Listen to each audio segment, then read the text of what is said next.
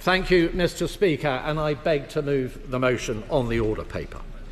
Mr. Speaker, there comes a time in the careers of some in this House when they stand too close to the edge, when they play with fire, when they fly too close to the sun.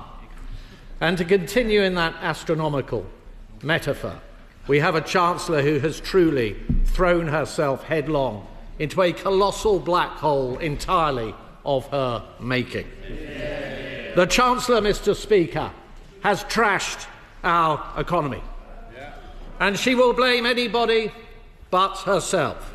The OBR, the legacy, the Conservative Party, Donald Trump, Brexit, whatever it is, as long as it is not herself. And yet we on this side of the House know the clear truth. We know exactly what has happened to our economy.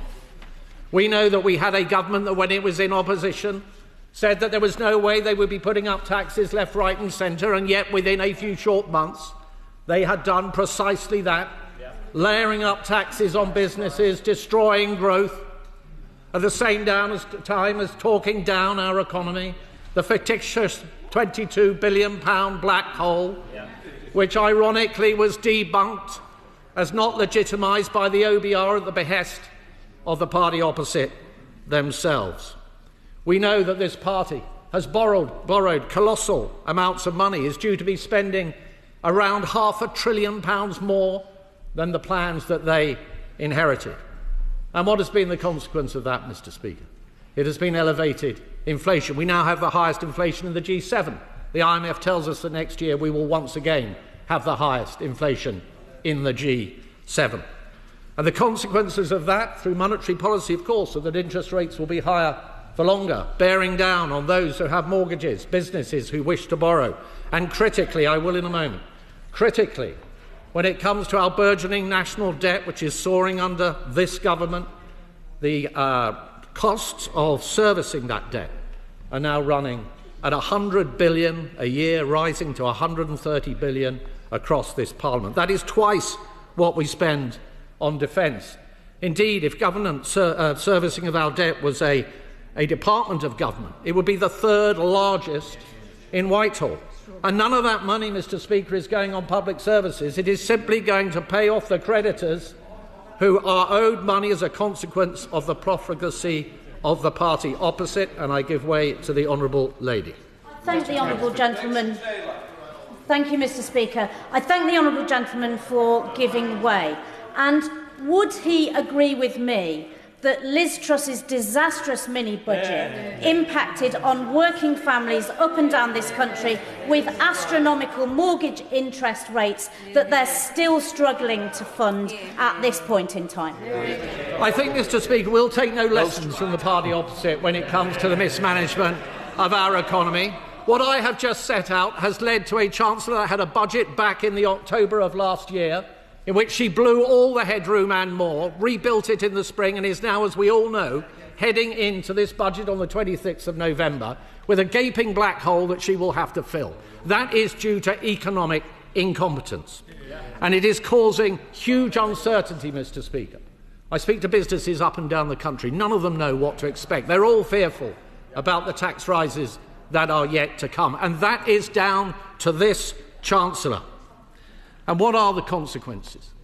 The consequences are that we have the highest level of unemployment in 4 years.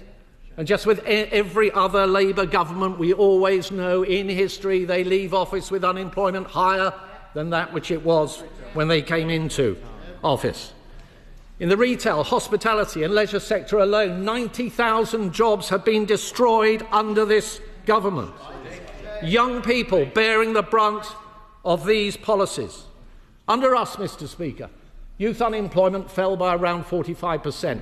Under the last Labour government, it rose by around the same amount. And this government is on course to do that.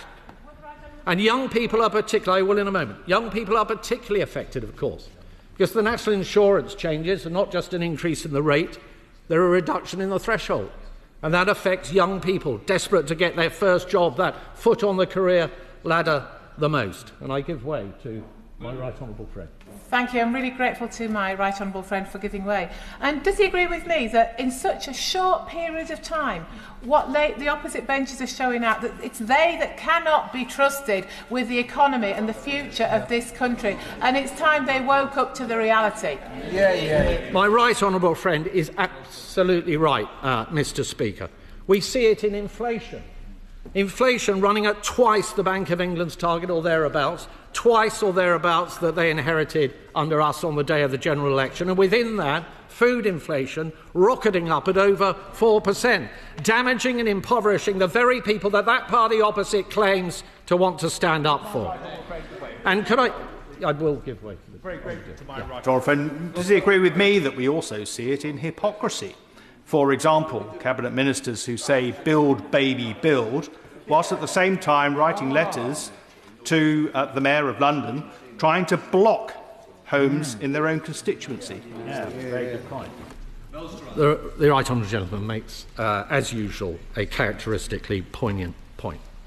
There is another act of damage that this government has created, and that is that some of the most successful high net worth wealth creators in our country have simply gone. They've left. It's estimated 16,000 have gone over the time that this government has been in office. Socialists will say, who cares, good riddance. But they should dwell on this.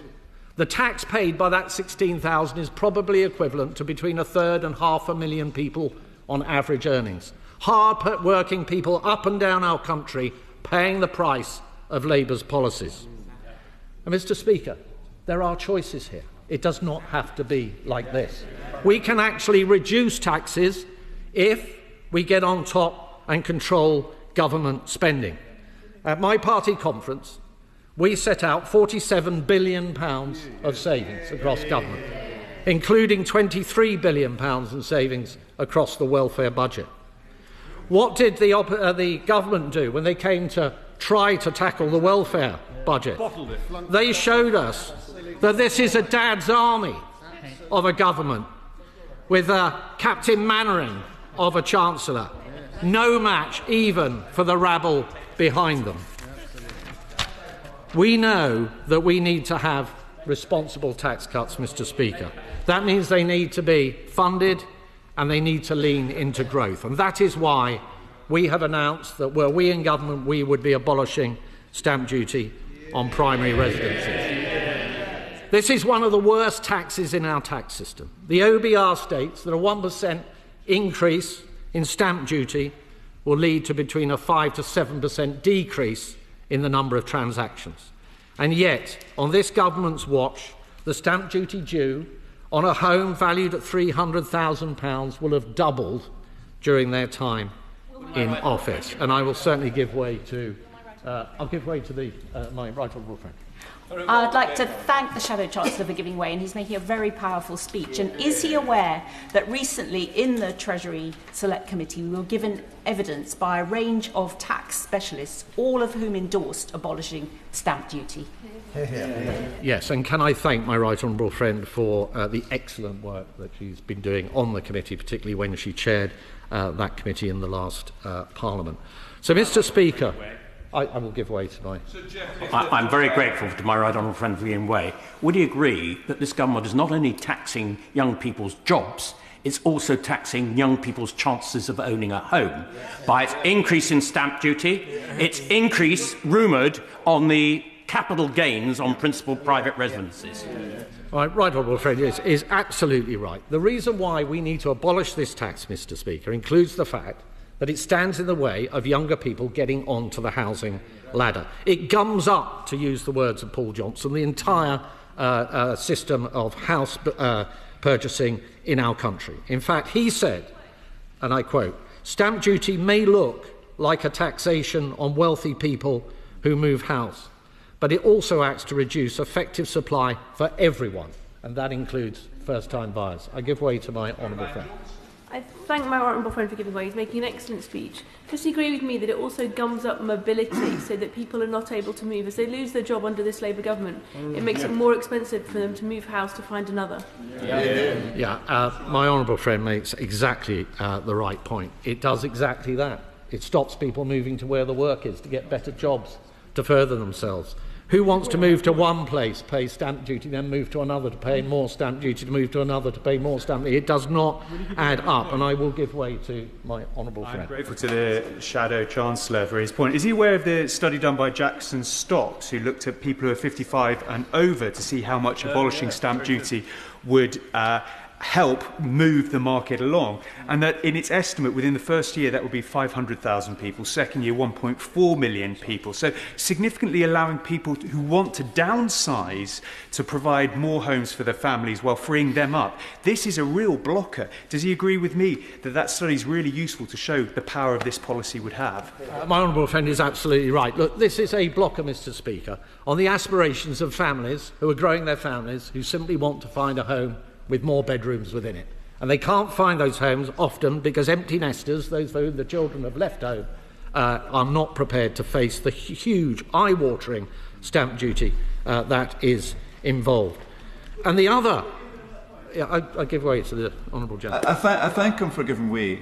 But is it reality not that the reason why people can't find homes in England is because his government failed to build them when they were in power? Well, Mr. Speaker, we built 2.8 million homes since 2010 and 1 million in the last Parliament. It remains to be seen how many homes this government actually builds. But can I say, Mr. Speaker, another huge advantage of abolishing this tax is it will generate more transactions, which means more plumbers, electricians, more builders, designers, more estate agents, surveyors and conveyancers actually getting to benefit and local economies thriving. Above all, Mr. Speaker, abolishing this tax increases the effective supply of housing, and that means a fairer society and a stronger economy. And I give way to the honourable gentleman. Very grateful to the honourable gentleman giving way. He talks about the huge advantages. Is the Shadow Chancellor aware that if you own a home worth £2 million, under his proposals, you will be benefiting to the tune of £150,000? This is a tax cut for millionaires. Is that right? Is that what he wants? Well, I've already appraised the honourable gentleman of the fact that on his watch, 16,000 high net worth people have left this country to the huge detriment of our economy. And you cannot tax your way to growth. And we have to abolish this tax right across the piece. That is recognised by think tanks right across the political spectrum. Indeed, the Institute, I will momentarily, the Institute of Economic Affairs says abolishing stamp duty is the single best reform that any government could make to Britain's tax system. But the Resolution Foundation, which may be more to the taste of the honourable gentlemen and women opposite, says of stamp duty, it is, and I quote, one of the most economically harmful ways of raising revenue. That's a simple fact, and I give way to my honourable friend. Thank you. I thank the Shadow Chancellor for giving way. Will he also accept the fact is now that the housing market is virtually stagnant, moribund, and the houses and flats that we want to see built in this country are not being built? Because one of the barriers is because the cost of stamp duty is so high that individuals don't want to pay it. My honourable friend is absolutely right. I've already set out the figures from the OBR. The estimate that a 1% increase in stamp duty means a 5 to 7% reduction in transactions. It is a horrendous and terrible tax, and it remains to be seen later whether the members opposite choose to defend it or not. I give way to my honourable friend. The Shadow Chancellor has been extremely generous allowing me to intervene. I was just reflecting on the point made by the member opposite. He talked about millionaires getting a tax cut. We're talking about young families getting on the... Does he agree with me, Will, that while they engage in the politics of envy, we will always engage in the politics of hope?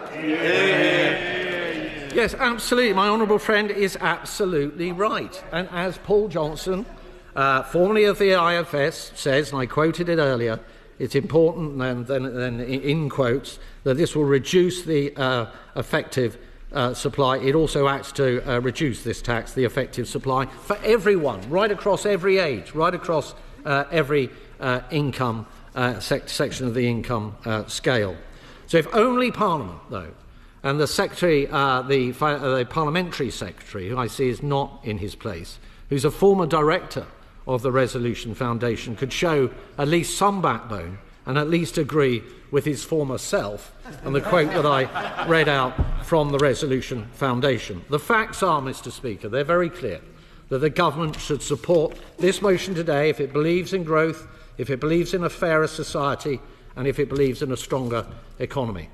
So, Mr. Speaker, as we approach this budget, through a period of great uncertainty, the Chancellor faces a clear choice, a choice between still higher taxes or controlling spending and getting taxes down, between continued anaemic growth or getting the size of the government under control, between continued anaemic growth and getting it under control, between jobs destroyed or getting people off benefits and into work, between doing the right thing for our country or simply ducking the challenge.